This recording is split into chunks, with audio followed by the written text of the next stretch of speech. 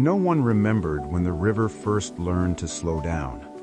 It flowed from the hills like all rivers do, born restless and bright, carrying cold water and small stones, rushing as if it had somewhere urgent to be.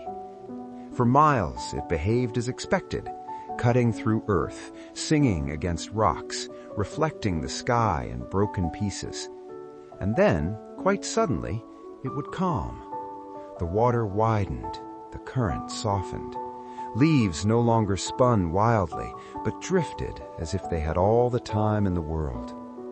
Locals said the river paused there, not stopped, just paused, before continuing on its long journey to the sea.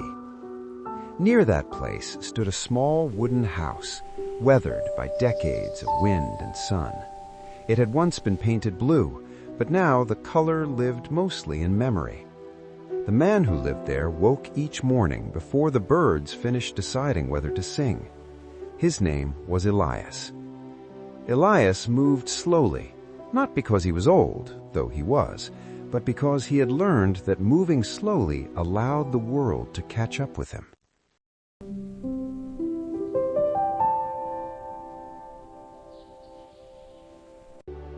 He boiled water for tea. He opened the window. He listened. The river spoke first, as it always did, a low, steady sound, like breathing. Years ago, Elias had lived in a city where silence was rare and precious. He had worked among numbers and deadlines and rooms filled with urgent voices. In that life, time felt sharp, always pressing, always demanding more. Then, one winter morning, while standing on a crowded platform waiting for a train, Elias felt something inside him quietly let go. Not dramatically, not painfully, just a gentle release, like a knot loosening after being tied too long. Doctors gave it many names. None of them felt accurate. What Elias knew was this: he could no longer live where everything moved so fast that nothing could be felt. So he came here, to the river that paused. Each day followed a similar shape. After tea, Elias walked down the narrow path to the water's edge. He sat on the same smooth stone and watched the light change on the surface.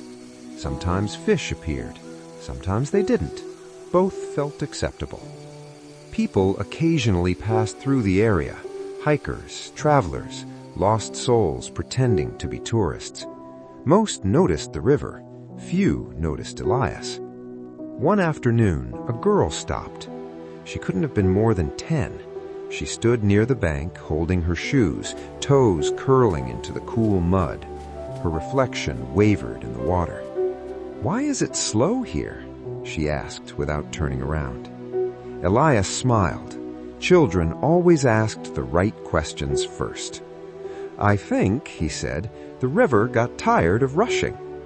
The girl considered this. Can rivers get tired? "I think everything that moves does." She nodded, satisfied, and sat beside him. They watched the water together. After a while, she said, "My dad says we're always late." "Late for what?" asked Elias. She shrugged. "He never says." That evening, when the girl left, Elias felt the familiar ache of quiet companionship ending. He returned to his house as the sky softened into dusk. The river darkened. Crickets began their work. At night, Elias dreamed differently than he used to. His dreams were no longer crowded with unfinished tasks or missed chances. Now they were spacious. Images floated by without urgency. A tree, a face, a road disappearing into fog. In one dream, he stood in the river itself. The water reached his chest, but he felt no fear. The current held him gently, as if it knew his shape. Seasons moved through the valley without asking permission. Spring brought wildflowers. Summer brought long afternoons and cicadas. Autumn arrived quietly, painting the riverbanks with gold and rust. Winter slowed everything further, icing the edges of the world. Elias aged, as all bodies do. His hands grew thinner, his steps shorter.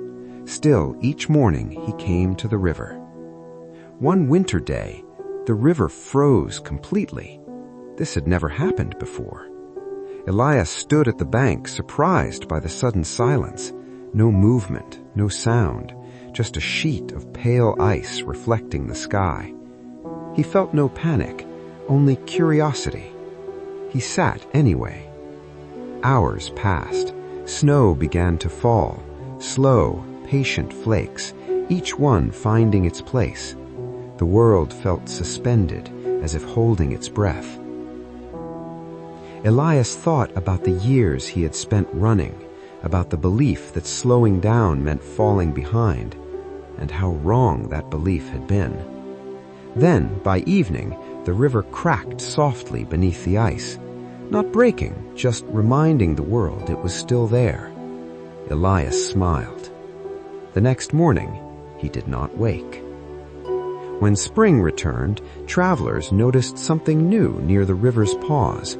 A smooth stone by the water bore faint markings, not words exactly, more like the memory of them. People who sat there reported strange things. Some felt lighter. Some remembered things they thought were lost. Some simply cried without knowing why.